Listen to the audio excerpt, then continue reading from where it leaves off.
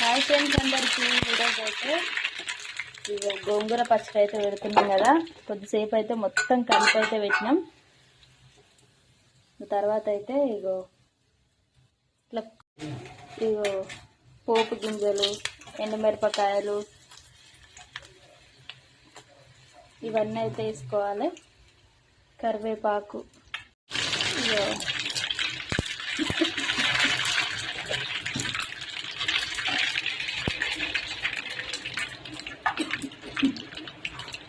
ఉల్లిపాయలు కూడా వేసుకోవాలి. ఇది మొత్తం ఒక వీడియో, ఫుల్ వీడియో అయితే పెడతా చూడండి. అంటే ఒకటే షార్ట్ వీడియోలో.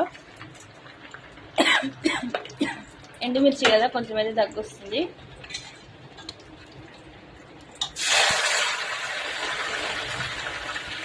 ఇగో పోపు అయితే కంప్లీట్ అయిపోయింది.